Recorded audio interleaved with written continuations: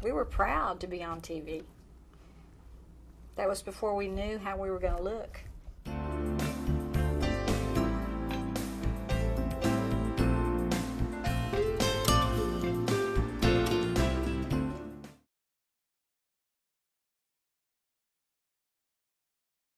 Elgin, Texas, once described as Anywhere, USA, was founded in 1872 as a railroad depot. The town quickly grew to become an important center for both agricultural and construction businesses. Today, Elgin is a booming suburb less than an hour east of Austin. It's considered a friendly and safe place to live and raise a family. Population today of around 9,000 people. According to the FBI, in 2003, there were only 13 violent crimes in all of Bastrop County. It is known as the sausage capital of Texas, and people flock here every year for the annual Hogeye Festival. The residents are of mixed heritage and incomes, and it is considered to be one of the fastest growing communities in the state.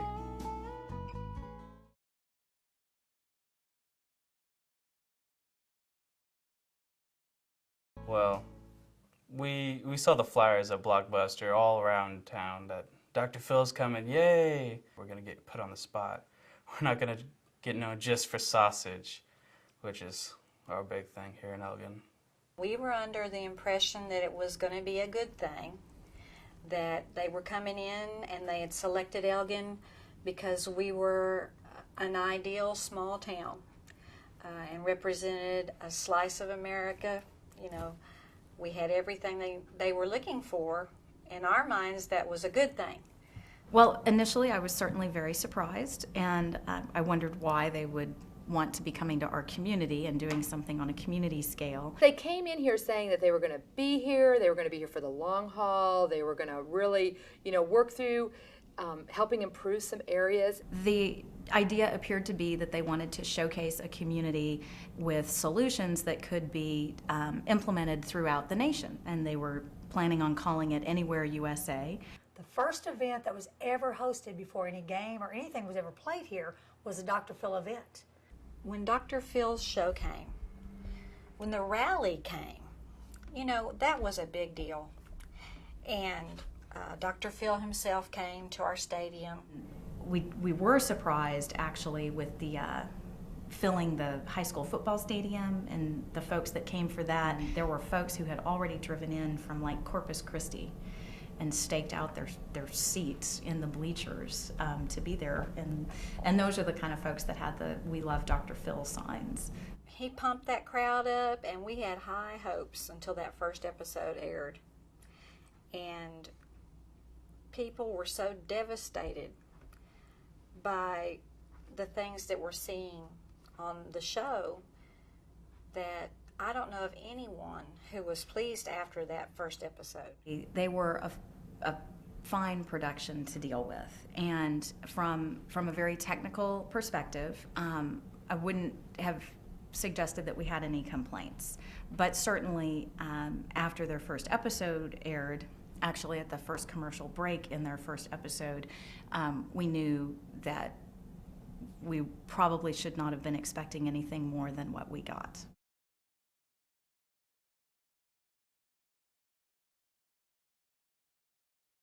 Well, this would have happened at our former football stadium, which underneath the bleachers is where every single person in the community walked to get to the seats. And there were literally hundreds of people underneath the bleachers during the game, and for someone to be engaging in sexual activity during the football game could not have possibly even happened. Every now and then I have to tell a couple kids, hey, y'all keep your hands off each other, But I don't see that as being a big issue, no.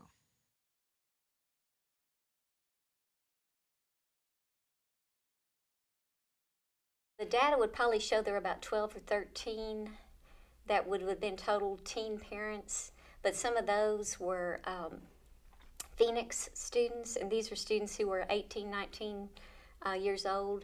They weren't in Elgin High School. When we first opened, our very, very first opening, we only had 10 children in the whole center, and I would say probably 4 of them were teen parents. Our reports for drug incidents, violence incidents, race relation problems, are no higher than any other school of our size in the state. Every now and then some loser will bring some drugs to school. They usually get caught. Most of the kids in Elgin are good. They will tell a teacher, hey, so-and-so is trying to deal drugs. I don't like it. That's not snitching. That's just helping out the school. So no, I don't see it as being riddled with drugs. I think we do have, again, instances where it does occur, but I don't think it's a wide problem indicative of a bigger problem here in our school. I think if we had an even more serious drug issue on our campus, our students wouldn't be able to excel either academically or athletically as they do now.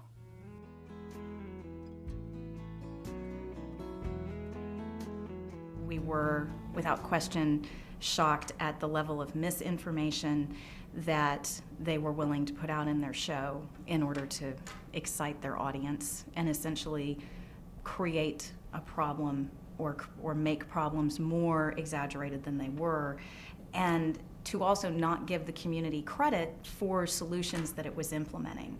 Did someone such as Dr. Phil, when they come here, have good intentions? Okay.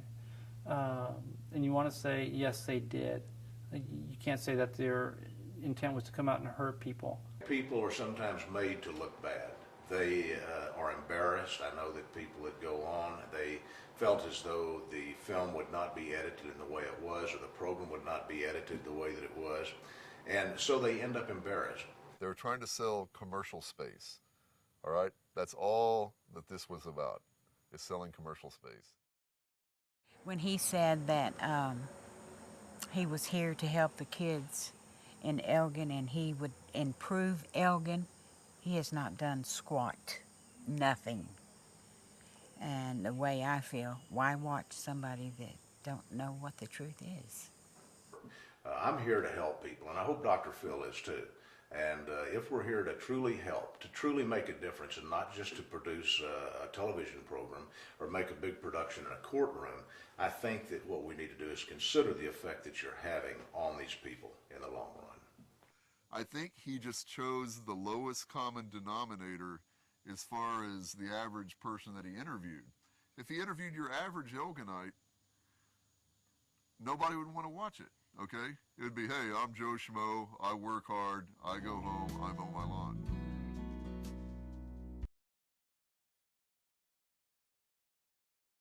I love this little small town. Everybody's friendly. I don't really have anything bad to say about Elgin. And Elgin's a pretty friendly town. I think it has a lot going for it. Unfortunately, it's going through a lot of growing pains right now, so there are going to be some problems with the schools. The class sizes, you know, can get out of hand when you have big populations moving in. But Elgin's going to be all right.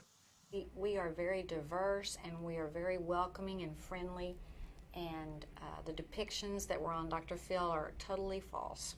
I like how we have the small town feel, and there's a lot of opportunities here that aren't available everywhere else. The restaurants are really good. They're locally owned, so that's great. It's great to know who's cooking your food and stuff. It is a great community to grow up in. It's one of those communities that people kind of watch out for each other's kids, and if they see something, they'll share that with you. They share a lot. There's a lot of good things. We've had kids who've gone through our school system that are out there doing great things in the world, and we have a lot of people that have a lot of buy-in to this community. Most of the people here have generations behind them, and so this is a town with strong, family roots. Just about any place can be the best place, and so I think that Elgin one of those communities? Absolutely. I think Elgin is a beautiful community. I think the people overall are beautiful, and the community has a lot to offer.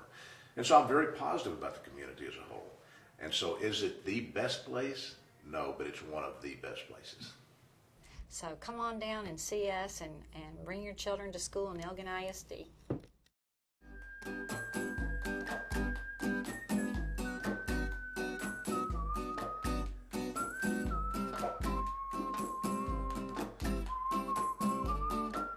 Oh yeah, that's what he needs to be called, is Dr. Doolittle, because he did very little.